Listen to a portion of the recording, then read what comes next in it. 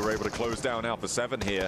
But E-Arena suffering as they try and go for that cross, that northern flex out. The Falcons were all held down towards that number 3 on the minimap there on Narvalo. But now, with that flex out, they have those off angles. Yep. They now need to rotate back on in.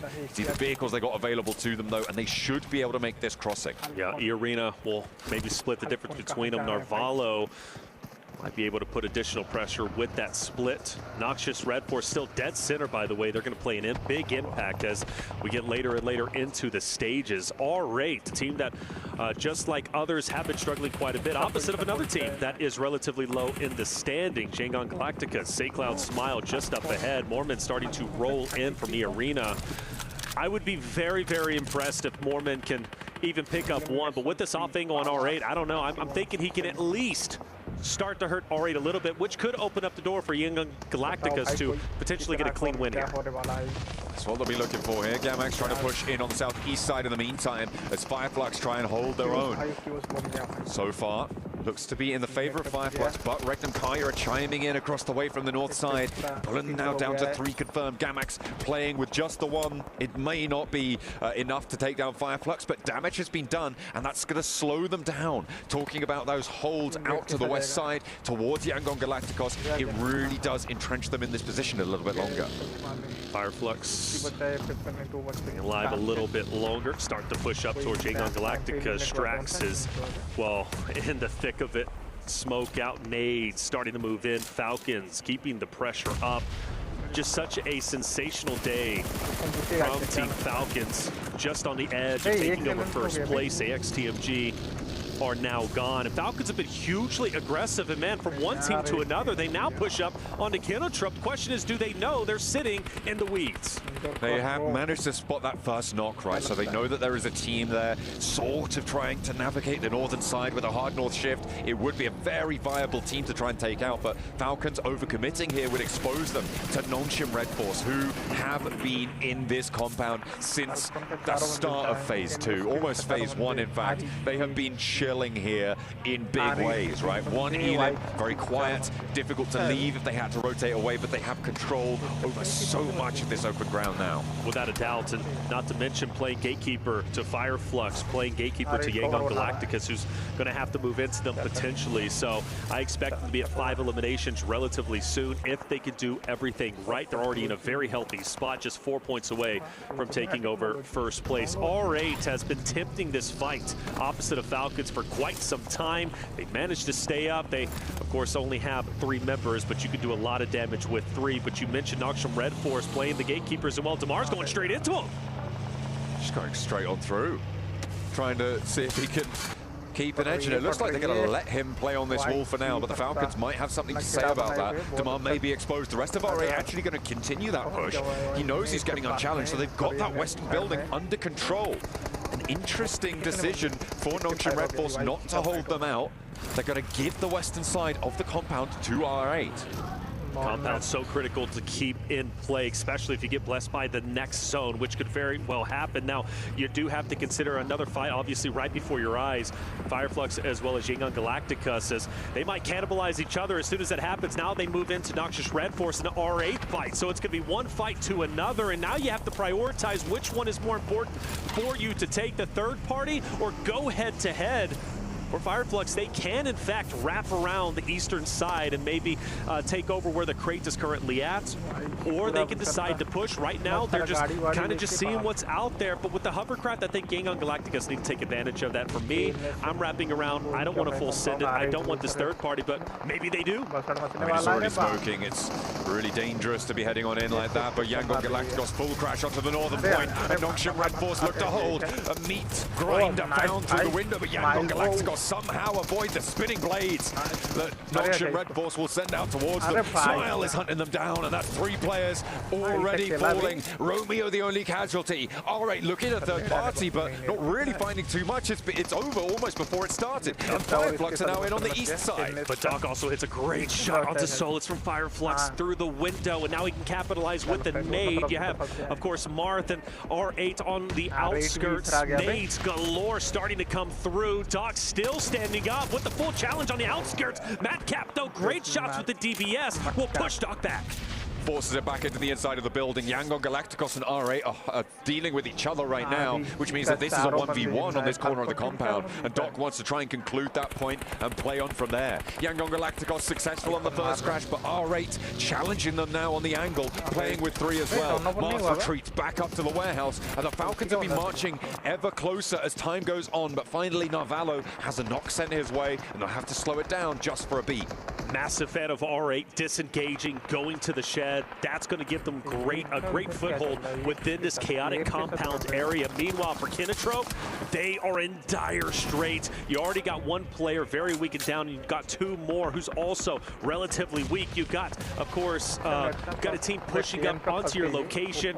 Nowhere to hide, nowhere to go. The only thing you can do is hit the dirt. For Regnum Karya, you mentioned them underperforming. Well, look at them now. Top 8, also all 4 players alive and pushing the issue on the remaining players at Kinotrope. Silas lands an aid right on their heads there. Now with 1 player left standing, they are going to try and take down Kinotrope entirely.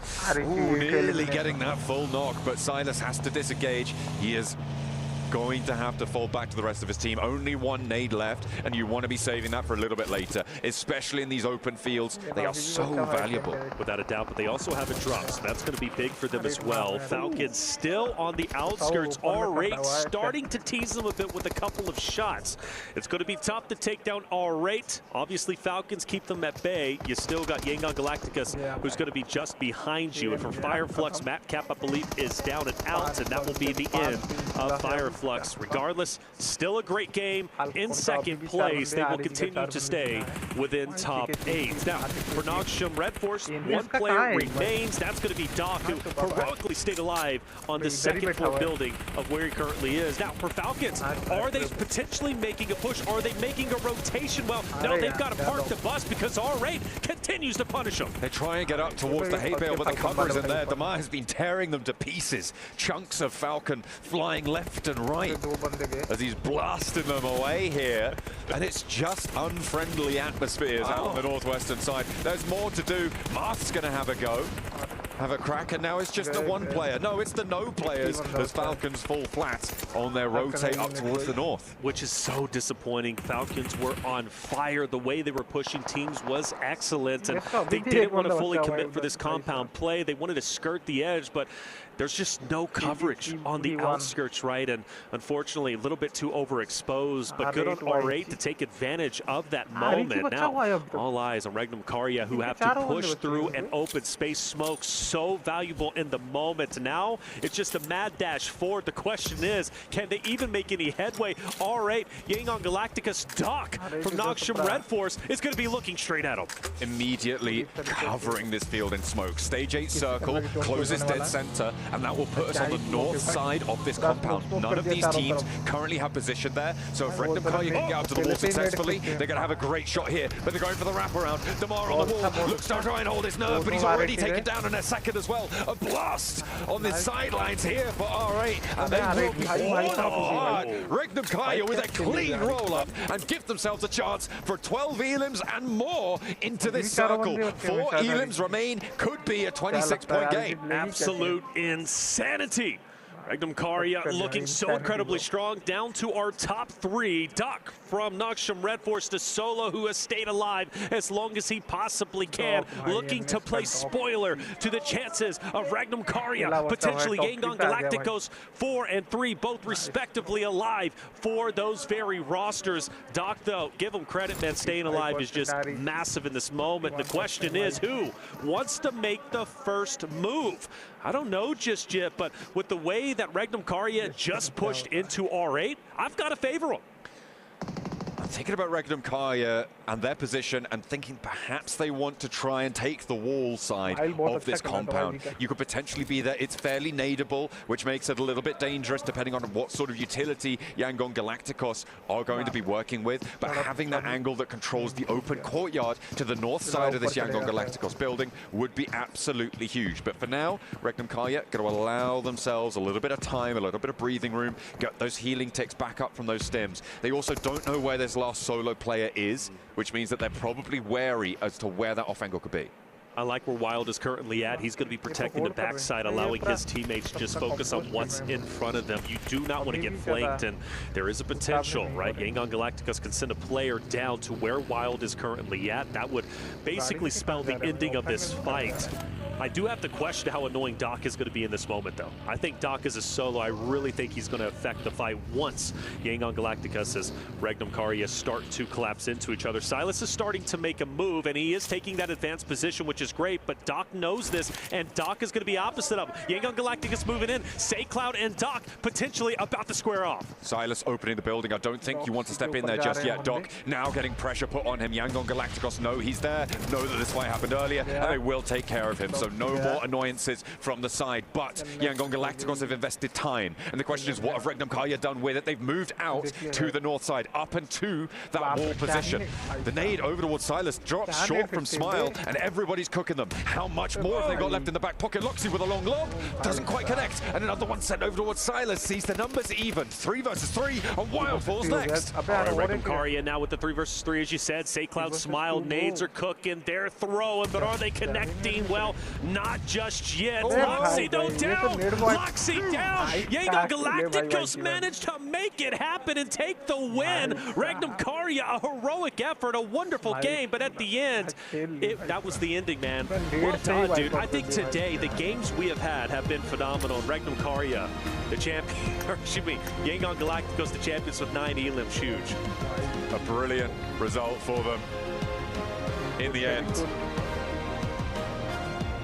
And Yangon Galacticos, yeah, the 2P to see that one close it down. That position that Doc held in the end, okay, a little bit more aura farming coming through from Yangon Galacticos, hitting them with the boat dance. But you know what, in the end, it felt like Regnum Karya maybe gave a little bit too much leeway to Yangon Galacticos. They played towards the back of the compound for a long time, right? They could have potentially taken control, got a little bit further forwards. The circle closed a little bit further south than I thought it would, so could have been a little bit more of a decision maker there, but I think getting rid of Doc was brilliant from Yangon Galacticos. Regnum Karya allowed them to transverse, though, across that compound.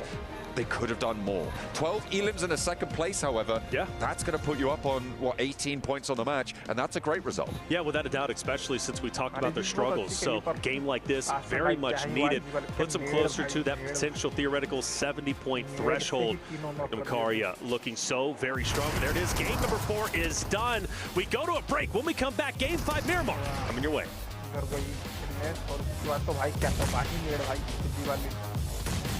इधर खाता हुआ उसके बाद पूरा मेड़ काफी पूरा से रेड जोन बना दिया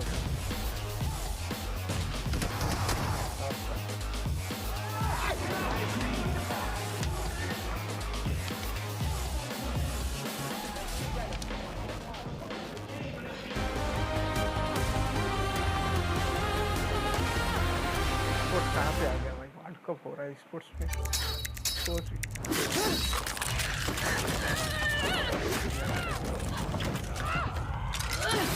इसके बीच हम थोड़ा खाना Reach your impossible Lenovo Legion.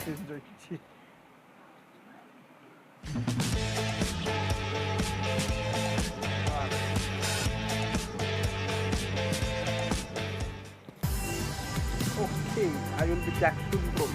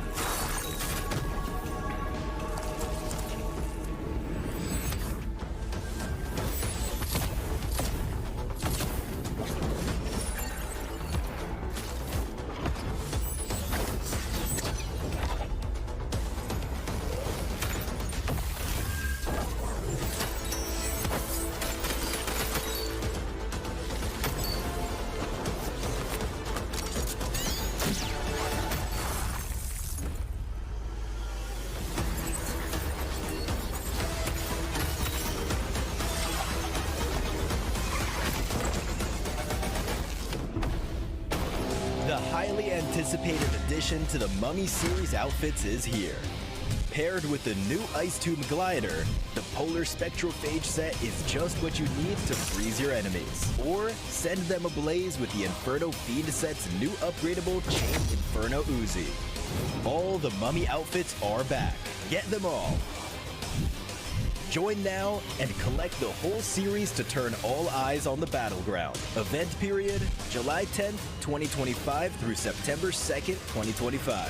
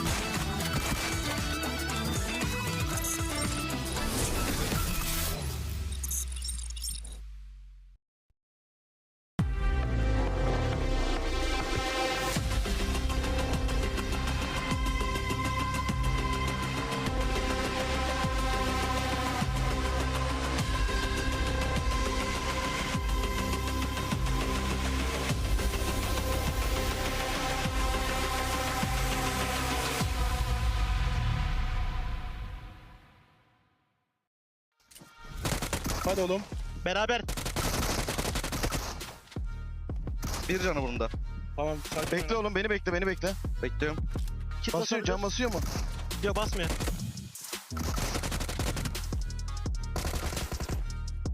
Nice! Nice oğlum lan! بس بنيت ورا المكان علي يمين يمين Beni bakın. ابتعد انا صيد انا صيد انا صيد نيت مش فدا نايس نايس وان ها بالعب ما رايد نوك يزعو بيجيب الزون بيجيب الزون فيد ها بيجيب الزون ها انا بهدي ما بيك على الرايقين خلي موت زون انا ما بيك انا ايوه خلي موت زون ولا ورا نايس يا نايس. يلا يلا سرنا حجي كنا هناك Yangon goes absolutely celestial here from Galacticos as they have brought the big bang at the very end and getting themselves the win here at the PMWC and the EWC. Of course, brilliant win from them coming in for the last Erangel of the day. I've got 7 as well as Neptura to talk about this one. It's absolutely intergalactic coming in from Yangon. Just space puns. Yeah, space puns. We gotta hold space for that one for a second. Yeah, very nicely done. No, but I think they're very good. I know, that's lame. Stop it. Don't laugh at me. What I'm trying to say is... Teams are very good. No, they're all very good. 10 out of 10 But analysis. Are they all very good with those nades? Because Regnum were looking very good to actually just overtake and just storm through that compound. And Yangon went, I don't think so. We have nades. We have nades and we have a lot of them. We don't even need our weapons. It sounds like you right British now. Accent. What's going on? Actually, the more I've talked to Neptura over this few days, she starts talking about, I don't know about that, James. I'm like, stop it. Stop making fun of me. What's going on? Really not. It sounds just like you. But Yangon, I was actually really impressed with not only just the proactiveness that they showed throughout that match. I mean, even if you rewind it earlier on, the push that they did on non-ship Red Force, that was the impressive part. Them being able to now control that, making sure that the last player for non-ship Red Force backed up. I mean, Yangon Galacticos, 19 points for that team. And Regnum Karya, the way this team was playing Neptura, just towards the nose, sweeping everything, getting all those eliminations too. I really loved how they played this. A 1-3 split through the field, just trying to hedge all their bets against the other teams in the field. And then we were talking about the smoke road that they were doing, that blockade of smokes, not telling any team where they're going at any one time. They were like, we're not going to hint at anything. You have no idea where we're going next, and it worked very well for them.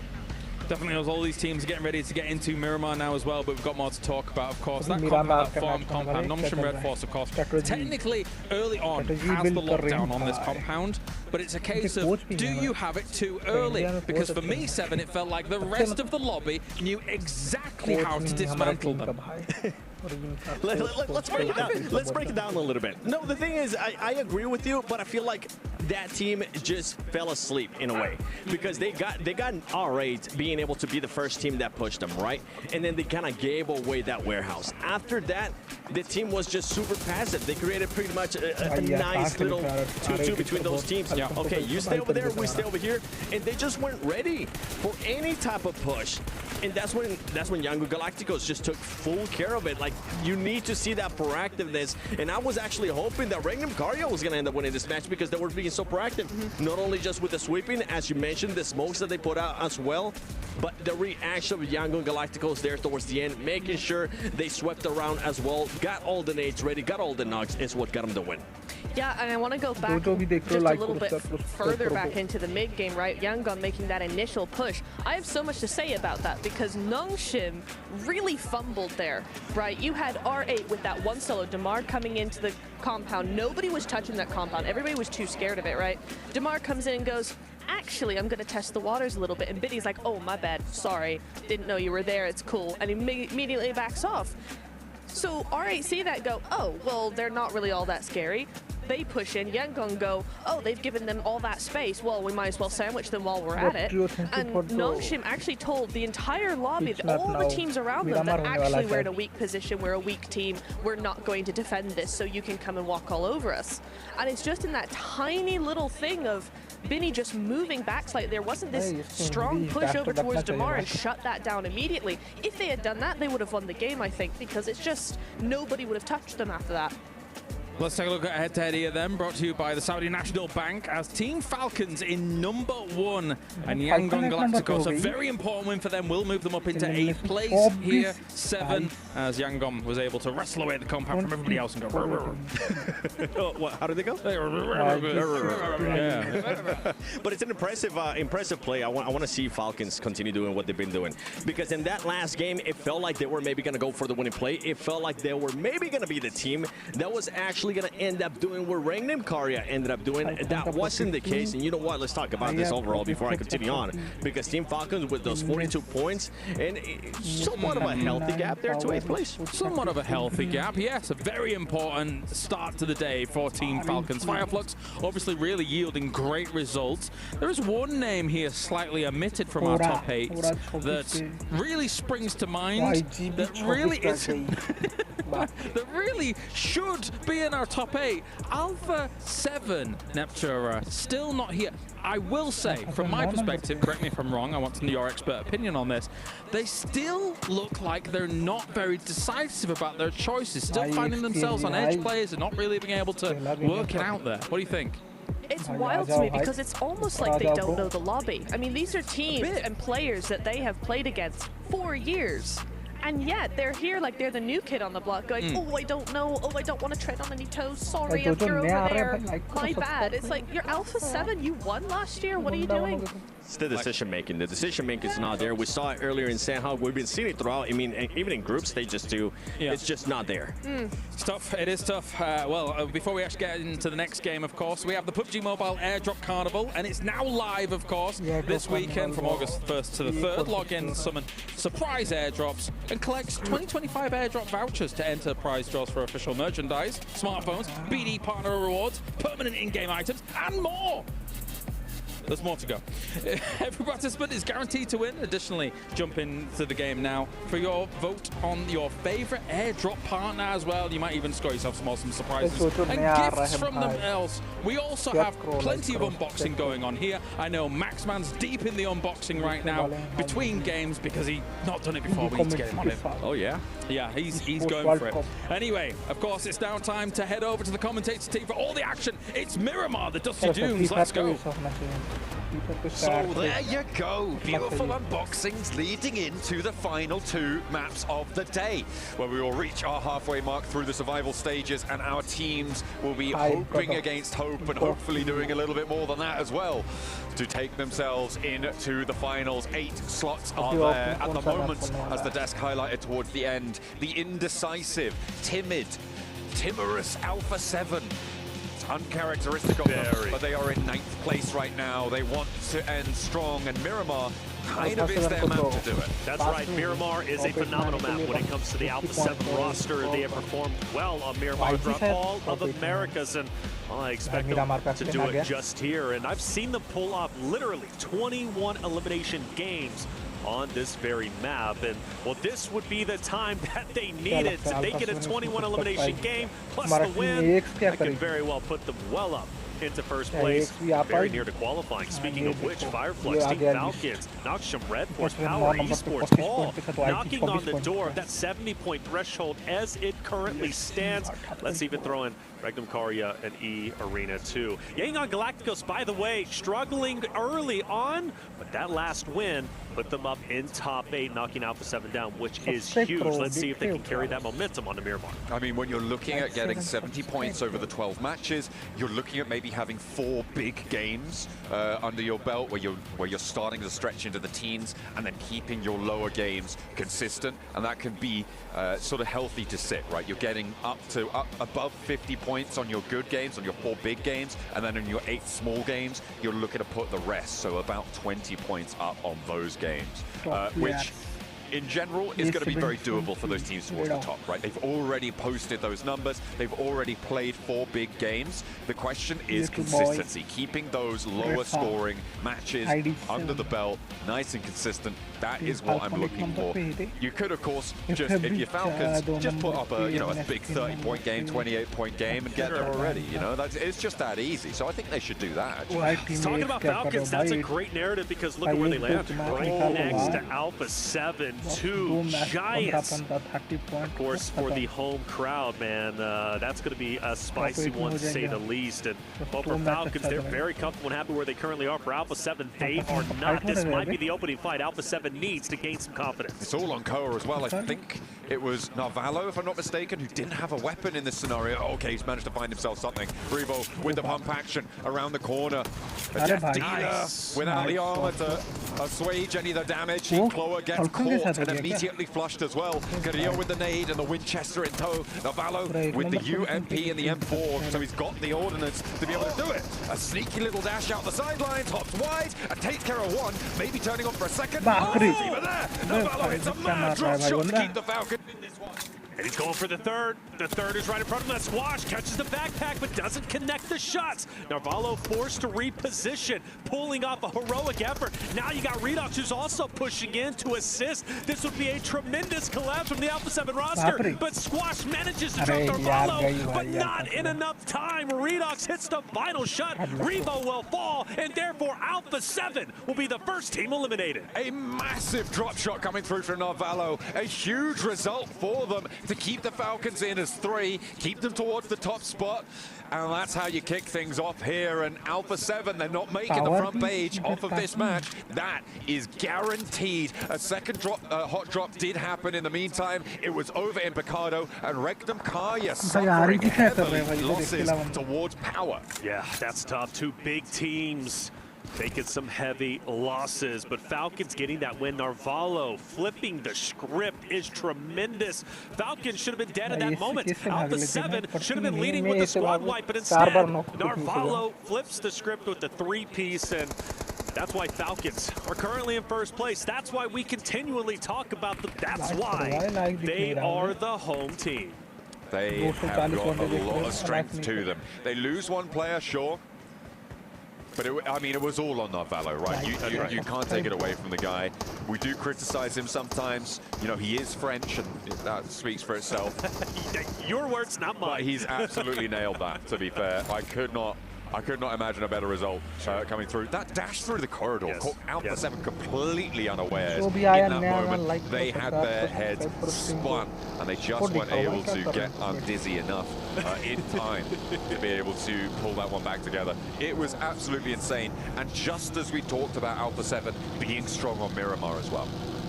It's ironic, isn't it? Really, the caster curse comes full-fledged, full sends, but getting out of that hallway was essential. He doesn't do that. I firmly believe Alpha 7 wins that fight. Narvalo doesn't pick up that many elims, but yeah, getting out, disengaging, and really spinning the heads of Alpha 7 was just tremendous. We Obviously, look at power in this moment. A replay, seeing what happened to Conqueror at the very beginning. Al-Haji getting active, taking one down in conjunction with his teammates, of course, and Conqueror being put into the blender. Some extra shots, power filling themselves today, and rightly so. You look at their group play to their survival stage play, night and day difference. Absolutely. I mean, that, for Conqueror, that felt like what should have happened to the Falcons, right? In that scenario, it is the exact scenario that you imagine. Conqueror, they lose a player and they all go, oh, I'm hiding, maybe I get a trade. Not Narvala, and he's able to pull that one back. We've banged on enough about him, but it was pretty poggers, as they used to say. All right, that's a historic. Now you get wild. That's an old reference. That's an old reference, that one now. That is an old reference, indeed. That is a fossil. But I mean, honestly, I mean, we talked about it. Last thing I'll say, that could very well be the play of the day, without question. But the play of really, the Falcons are doing well today. Man. Without a doubt, Falcons have flipped the script, and it's so great to see that. You know, I spoke with Peck, right, the coach of Team Falcons, and he said it, look, you know, we still feel comfortable. If we go to survival stage, we're okay with that. Naturally, they don't want to, and they didn't want to. They wanted to go from group play straight into smash point format, but, you know, it is what it is. They go to survival stage to make the most of it, and they are clearly doing the best they possibly can. And, well, for this roster, too, on your screen, Noxium Red Force been so very happy with their Day 2 group play performance, and their survival stage performance is phenomenal. The question was, could they keep up that energy? Well, they absolutely have. Loxy last alive. Obviously saw what happened to Conqueror just a little bit earlier. Loxy will continue to fight out in the desert as hard as he possibly can. Just a solo, though. A lone ranger in the Wild West. Let's hope he can keep things together. But he's got basically nothing as well, right? This is the downside. He had to evacuate Picardo on the double, and he just didn't have time to really get anything on board. No meds, no utility, limited armor, ammos, that sort of thing. It's pretty bad. It's pretty bad. I wouldn't be too surprised to see Conqueror going down in the next few minutes, especially with teams moving so central as it stands to the east side of Montenuevo, out over towards Ricardo as well. A lot of teams are starting to conglomerate. We'll see if that is going to have an impact on Loxy's survival stakes. Yeah, I think he's pretty cooked at the moment, but you know what? Loxy's still up. We've seen solo players make an impact, but the rest of the story has to be on the remaining full-fledged rosters. Plenty of teams with 4 and 3 themselves. The Arena, who's had a standout day, top 6, well on their way into potentially Chimacera, maybe over towards where Kinatrope is currently at. Still plenty of real estate within the stage, within the zone. No reason to get too antsy at the moment. I do focus my attention, though, towards Vision, Influence, Rage, Aura, Intense Game. Area up towards the top is starting to get quite contested. It is getting chock-a-block right now on the northwest side of Picardo, up towards those hills and power grid. Not really too much breathing room here. And it is teams like Vision that need to get a go right now. Next circle just coming on through in a moment. Looking at the teams around the edge, you've got AXTMG trying to push in from Graveyard, R8 sweeping north, Gamax Libra from Los Leones.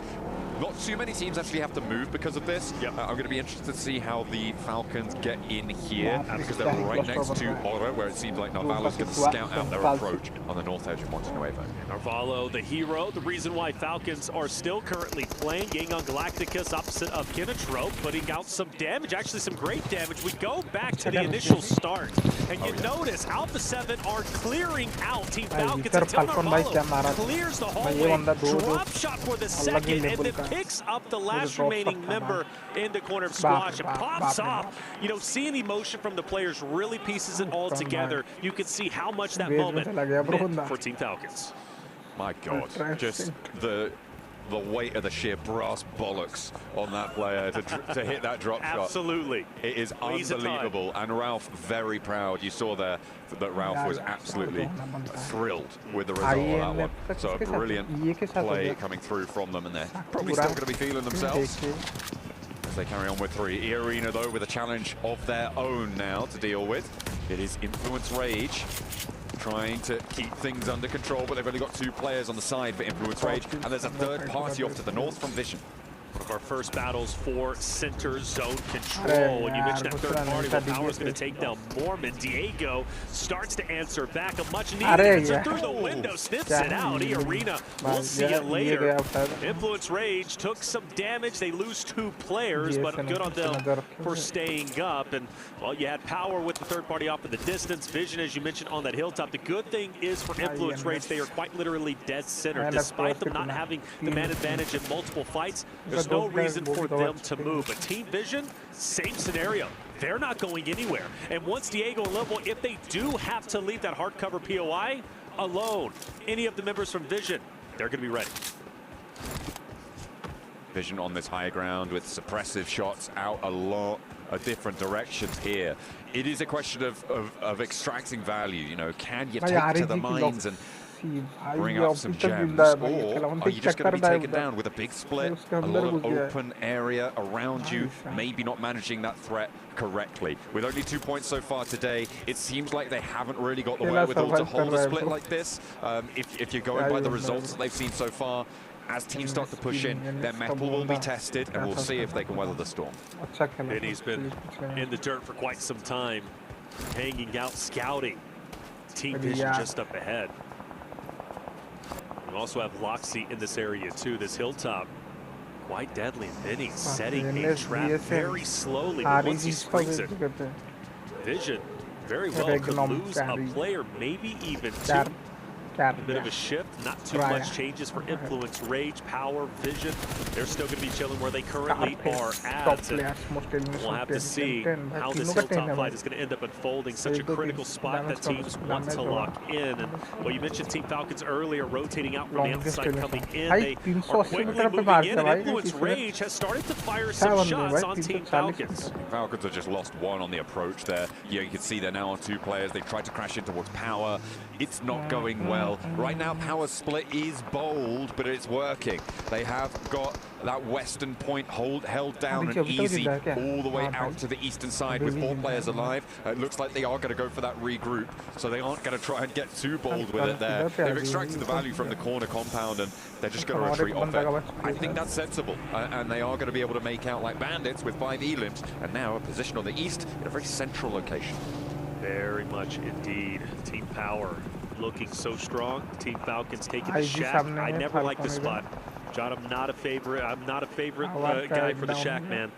The spot is rough. I call it the Death Shack. IG is going to keep them in check, but that's where the Falcons decide to stay. As far as I'm concerned, at any point Falcons get from this moment is a miracle.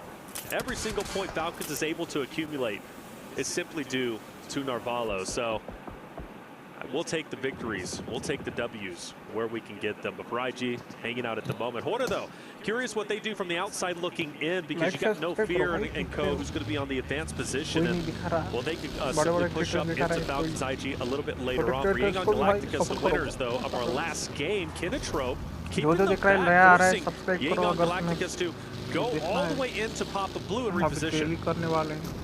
God, that's a throwback, Papa Blue. Okay. I'm bringing it back, baby. Oh, dear. Uh-oh. Yeongan Galacticus going to re-rotate out on this one onto the south side, and Romeo dips back in. It's only stage 3. We are going to see them sent on in. Maybe scouting towards Kinnetrope here, who are rotating out to the southeast side, but not getting too bold with it. I like that. He's heard a couple of those shots coming through. He'll know that there's a player now in the distance. They can draw a little short, take a couple of shots. The rest of Kinnetrope looking to respond here, and they'll be aware now of a presence to their south side on their flank. Fortunately, not too many other teams are going to put pressure on towards Kinnetrope, so they can take the time to deal with this. Smile swings in quite wide. Kinnetrope keenly aware of Yeongan Galacticus' position and where they are rotating to. Bit of a pause on that fight. I think both of them, instead of engaging onto each other, specifically from Yangon Galactic is pushing up the hilltop where the fight's not going to be easy, so they wait for the next stage to pop. They might have an advantage here, and they will. They should be able to take over. The hardcover POI is just on the edge of where the current stage is at. Maybe they can just go ahead, go a little bit deeper, but for them, now having that hardcover POI, gatekeeping Kinnetrop could be huge. And for Cloud, I think he's set the trap. I mean, he's close enough to take these shots, he's close enough to take this fight. The question is back up, and the question is, what pace the Kinnetrop take towards it? Falcons under pressure now, they're 2 players alive, but for how much longer? R8 wants to try and circle in. Ralph now the last to stand. 9 rounds in the chamber, none of them are going to connect. A nice little do-si-do sidestep from R8. Now the Falcons out of the running. They get 4 points on the match. They'll be okay with that. 46 points, not a terrible way to end match 5. Well, for the second game in a row, R8 will take down Team Falcons. They did it just on Erangel, map 4. They do it again here on map 5, albeit again, Team Falcons staying alive as long as they did, pulling off the heroic fight against Alpha 7.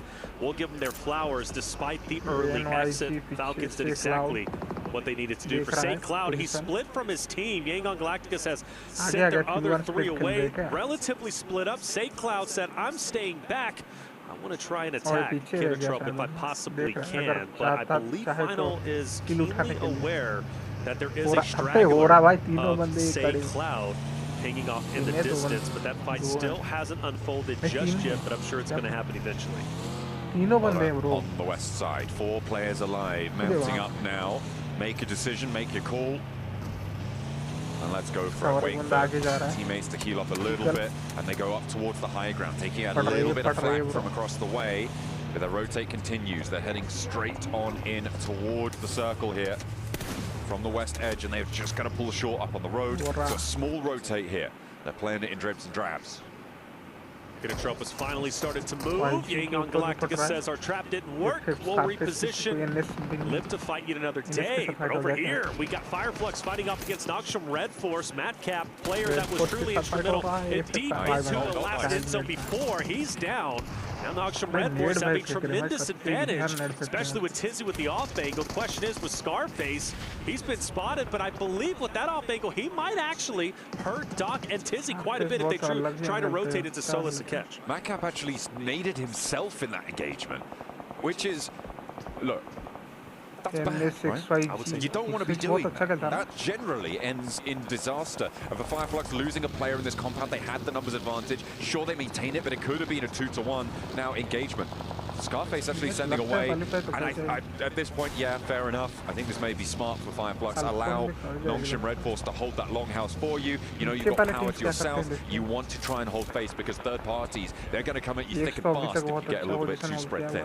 Yeah, he's got a great line of sight too. Noxum Red Force, if they do move out of this spot, they should be spotted. Fireflux taking over the shed. That's going to be great for them. Power, most likely, going to be the Grim Reapers of everyone in that engagement. Onto Hora, they spot out Kinnetrop, fire a couple of shots. Kinnetrop quickly as can be, trying to rotate out and finally make do, but off at a distance, you've got another solo from Kinnetrop, who's firing down on Hora, keeping them to the ground. Gamix also up ahead, and Kinnetrop has to fight off.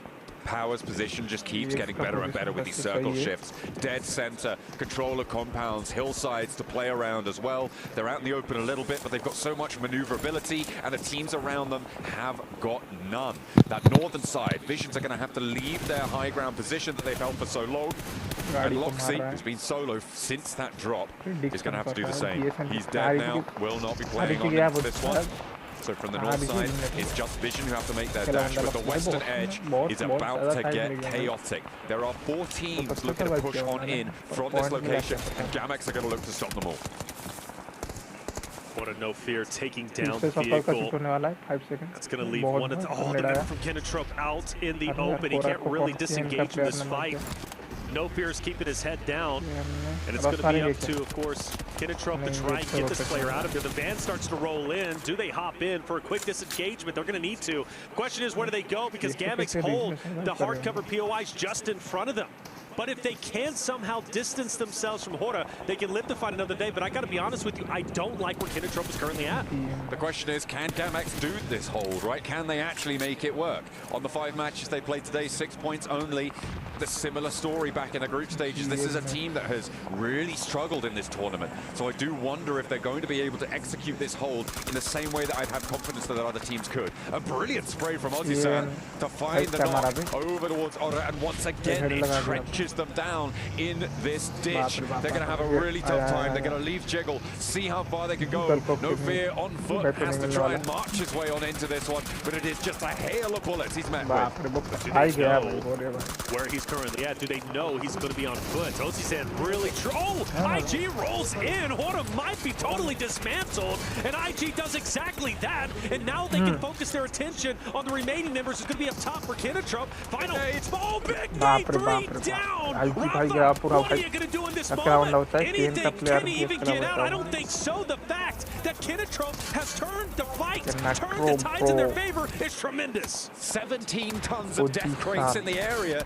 Everybody's going down. Kinnetrop looking to try and stay alive across the road, but they've still got to go a little bit further. Everybody needs to look both ways on this one, and it is just hell for leather as these bullets storm their way on in. No fear, spraying down, but it is Ora. I think the only team to actually still have a representative alive, but the blue zone's going to push him out. And that is that. On the western edge, nobody makes it out. Insanity, we lose 3 teams just like that. IG blew that fight wide open, pushing in full send. No one was expecting that. I didn't even catch it until it was going down. I couldn't imagine how Kinnetrop and Hora was feeling in that moment. But hey, our Americas region teams are highly aggressive, and that was a great representation of it. IG full send straight in. Well, that clears up quite a few players, and now we focus our attention. Influence Rage Diego from a distance, keeping the pressure on to R8.